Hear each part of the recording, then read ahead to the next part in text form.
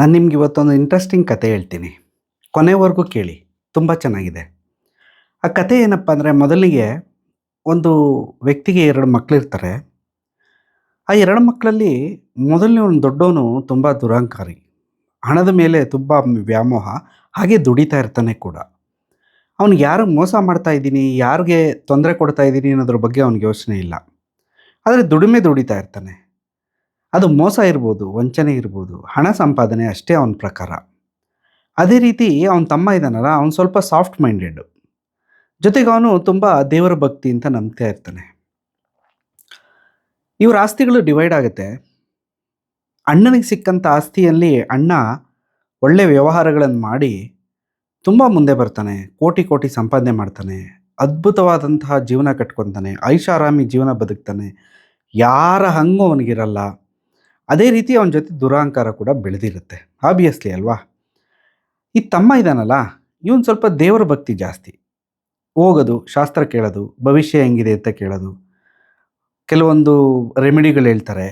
ಈ ಥರ ಮಾಡಿಕೊಂಡು ಅವನು ಎಷ್ಟೋ ಒಂದು ತಕ್ಕ ಮಟ್ಟಿಗೆ ಬದುಕಿರ್ತಾನೆ. ಆದರೆ ಈತನಲ್ಲಿ ತುಂಬ ಸಹಾಯ ಮಾಡುವ ವಿದ್ಯೆ ಇರುತ್ತೆ, ಬುದ್ಧಿ ಇರುತ್ತೆ. ಅವ್ನಿಗೆ ಯಾರಾದರೂ ಕಷ್ಟ ಅಂತ ಹೋದರೆ ಎಲ್ರಿಗೂ ಸಹಾಯ ಮಾಡ್ತಾ ಇರ್ತಾನೆ.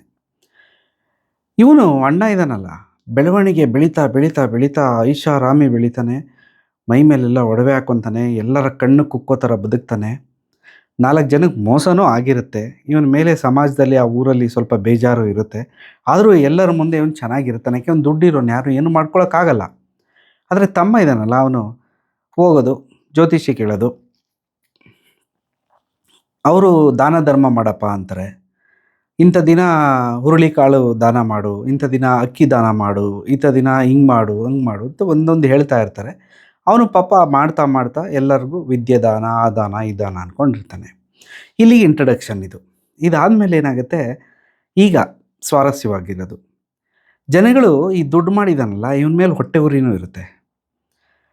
ಆಮೇಲೆ ತುಂಬ ಜನ ಅನ್ಯಾಯನಿಗೂ ಆಗಿರುತ್ತೆ. ಒಂದು ಸಲ ಇಬ್ಬರು ಕಾರಲ್ಲಿ ಹೋಗ್ತಾ ಇರ್ತಾರೆ, ಒಂದೇ ಕಾರಲ್ಲಿ. ಓಕೆನಾ? ಅಣ್ಣನ ಕಾರಲ್ಲಿ ಹೋಗ್ತಾ ಇರ್ತಾರೆ. ಆಕ್ಸಿಡೆಂಟ್ ಆಗುತ್ತೆ. ಆಕ್ಸಿಡೆಂಟ್ ಆದಾಗ ಅಣ್ಣ ಡ್ರೈವಿಂಗ್ ಸೀಟಲ್ಲಿ ಇದ್ದವನು ಏನು ಮಾಡ್ತಾನೆ, ಅಲ್ಲೇ ಕಚ್ಕೊಂಡ್ಬಿಡ್ತಾನೆ ಕಾರಲ್ಲಿ, ಆ ಜಾಮ್ ಆಗಿ. ತಮ್ಮ ಬೆಲ್ಟ್ ಹಾಕಿರಲ್ಲ. ಕಾರಿನ ಹೊಡೆತಕ್ಕೆ ಗಾಜಿನ ಮುಖಾಂತರ ಹಾರಿ ಸ್ವಲ್ಪ ದೂರದಲ್ಲಿ ರೋಡಿನ ಇನ್ನೊಂದು ಭಾಗದಲ್ಲಿ ಹೋಗಿ ಬಿದ್ದು ಬಿಡ್ತಾನೆ. ಅವನು ಅಲ್ಲಿ ಬಿದ್ದು ತಲೆಗಿಲೆ ಏಟಾಗಿದೆ, ಜ್ಞಾನ ತಪ್ಪಿದೆ. ಇಲ್ಲಿ ಅಣ್ಣ ಬಡ್ಕೊತಾ ಇರ್ತಾನೆ.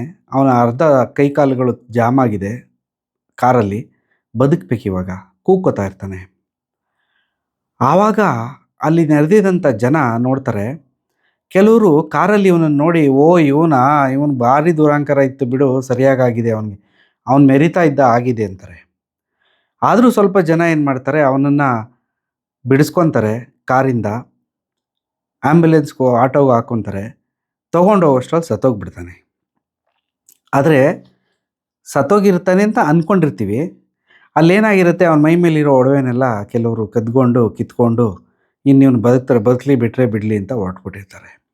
ಈ ಕಡೆ ಜಾರಿ ಬಿದ್ದಿರ್ತಾನಲ್ಲ ರೋಡಿನ ಈ ಮೂಲೆಗೆ, ಇವನ ಹತ್ರ ದಾನ ಧರ್ಮ ತೊಗೊಂಡಿರ್ತಾರಲ್ಲ ಅವ್ರುಗಳು ಇವನನ್ನು ನೋಡ್ತಾರೆ. ಅಯ್ಯಯ್ಯೋ ಇವನಿಗೆ ಏಟಾಗ್ಬಿಟ್ಟಿದೆಯಲ್ಲ, ಏನಪ್ಪ ಈ ಥರ ಆಗೋಯ್ತಲ್ಲ ಇಂಥ ಒಳ್ಳೆ ವ್ಯಕ್ತಿಗೆ ಅಂದ್ಬಿಟ್ಟು ಅವರು ಅವನನ್ನು ಜೋಪಾನವಾಗಿ ಕರ್ಕೊಂಡೋಗಿ ಹಾಸ್ಪಿಟ್ಲಿಗೆ ಸೇರಿಸಿ ಪ್ರಾಣ ಉಳಿಸಿ ಟ್ರೀಟ್ಮೆಂಟ್ ಕೊಡಿಸ್ತಾರೆ.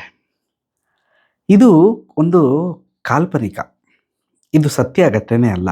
ಆದರೆ ನಾನಿಲ್ಲಿ ಹೇಳ್ಬೇಕಾಗಿ ಅಂದ್ಕೊಂಡಿರೋದು ಏನಪ್ಪ ಅಂದರೆ, ನಾವು ಎಷ್ಟೇ ಸಂಪಾದನೆ ಮಾಡಿದ್ರೂ ಈ ಭಕ್ತ ಪ್ರಹ್ಲಾದ ಮೂವಿನಲ್ಲಿ ಒಂದು ಡೈಲಾಗ್ ಇದೆ, ಯಾವುದೇ ಆಯುಧಗಳು ನಮ್ಮ ಆಪತ್ಕಾಲದಲ್ಲಿ ನಮ್ಮ ಒಂದು ರಕ್ಷಣೆಗೆ ಬರೋದಿಲ್ಲ ಅಂತ ಹೇಳ್ತಾರೆ.